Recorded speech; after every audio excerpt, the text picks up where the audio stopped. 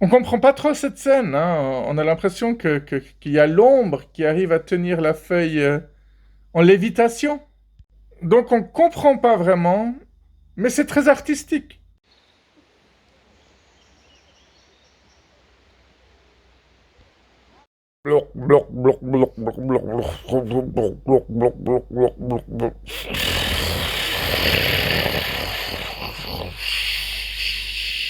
Bon, il paraît qu'on peut vivre qu'en mangeant des plantes et en buvant des tisanes à base de plantes. Bah alors c'est parti.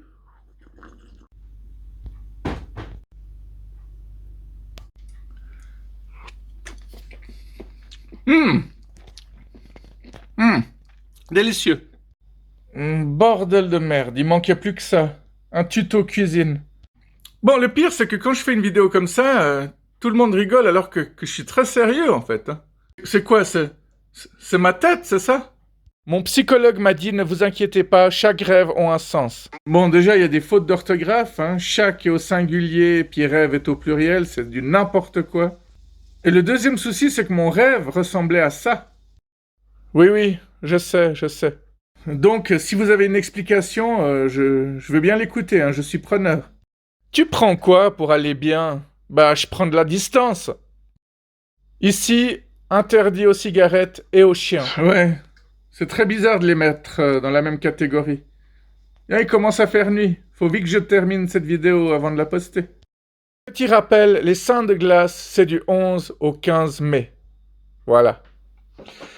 Les gens qui boivent de la bière en soirée et qui savent que petit à petit, ils vont passer au gin tonic et que vers 2 heures du matin, ils auront envie de se battre et que en pleine nuit, ils vont appeler toutes leurs ex et qu'après, ils vont finir par raconter toute leur vie à une inconnue. Pourquoi est-ce que ces gens, ils arrêtent pas de boire, tout simplement? Toi, tu viens de te réveiller, hein? Non, parce que c'est chaque fois la même chose et ils reproduisent à chaque fois les mêmes erreurs. Au bout d'un moment, on dit que la connerie a des limites. Ah non, c'est pas vrai. Il n'y a jamais personne qui a dit ça. Au contraire, au contraire. C'est marrant cette notion de happy end au cinéma. Un happy end, c'est jamais vraiment un happy end, quoi, parce que tout ce qui se passera après, ce sera que des tuiles, quoi. Il y a plein de blagues sur Internet qui montrent ce que sont devenues les princesses Disney. La plupart sont tombées dans la déchéance. La drogue, l'alcool. Heureusement que c'est que des dessins animés. Et encore, faut toujours voir pour qui c'est le happy end, parce que c'est jamais pour tout le monde, hein. Si l'histoire tourne autour de deux couples qui se trompent mutuellement, tu vois, quand la femme du premier couple tombe amoureux du mec du deuxième couple et que pour finir ils se mettent ensemble, ben, le happy end c'est juste pour eux, c'est pas pour les deux autres, hein. À moins que les deux autres se mettent aussi ensemble et puis que ça fasse un double happy end. Je sais pas du tout pourquoi je parle comme ça, mais... Être heureux est un choix, à ce qui paraît. Une amie m'a récemment rappelé que le bonheur n'a pas besoin de clé. La porte est toujours ouverte. Il y a des personnes, quand ils disent ton heure sera la mienne, au moment où tu proposes une heure, ils disent ah non, ça joue pas. Tu vois, ils te disent clairement, dis-moi à quelle heure tu veux qu'on se voie dans l'après-midi. Si tu proposes par exemple 15 heures, ils vont te dire ah, tu pourrais pas plutôt 14 heures ou 16 heures. T'as vraiment l'impression qu'ils font exprès en fait. Faudra revenir sur ce sujet prochainement. J'ai déjà parlé de ma coiffeuse, de ma physio. Faudrait que je vous parle de ma dernière assistante sociale aussi. Les panneaux ne passaient pas sans profiter des commerces. Ils auraient pu au moins les enlever pendant le coronavirus et le confinement. Saloperie de petites guêpes de merde. Ah, les moustiques et les guêpes, c'est vraiment les deux espèces dont j'ai aucune pitié. Je me demande si ça changera un jour, mais j'espère pas.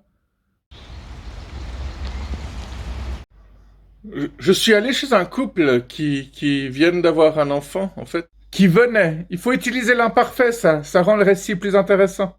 Je suis allé chez un couple qui venait d'avoir un enfant, et en fait, au moment où je suis arrivé chez eux, elle a dit Bibo, toi qui es toujours honnête, dis-nous à qui ressemble notre enfant. Alors j'ai dit, attendez, laissez-moi 30 secondes. Alors j'ai enlevé ma veste, j'ai déposé ma sacoche. Après, je me suis concentré, j'ai regardé le bébé, j'ai regardé lui, ensuite je l'ai regardé elle, et j'ai fini par dire, écoutez, pour moi, il ressemble à aucun de vous deux. Et quelle ne fut pas ma surprise quand j'ai vu que sa réaction à elle, c'était de sourire et d'être toute contente et de dire à son mari, t'as vu, je t'avais dit, si on veut un avis honnête, il suffit de demander à Bibo.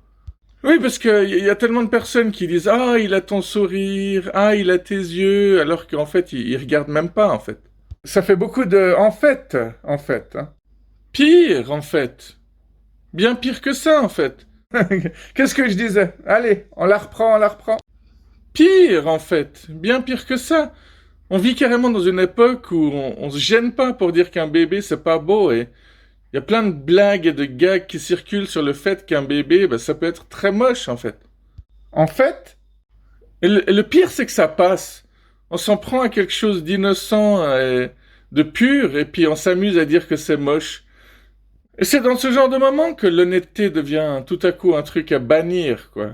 Et ça paraît évident. Mais bon, comme les gens aiment montrer qu'ils sont méchants et que parallèlement tout ce que tu leur dis, eux, ça les scandalise et ça les outre directement. Bref. Et pendant que je continuais de regarder ce bébé, je l'ai de nouveau regardé lui et je lui ai dit, ah, peut-être que cet enfant ressemble à toi quand tu étais petit, mais il y a de fortes chances que tu aies beaucoup changé en grandissant.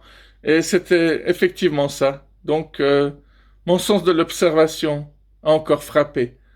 Mais chez moi, quand quelque chose frappe, ça fait pas forcément mal, en fait.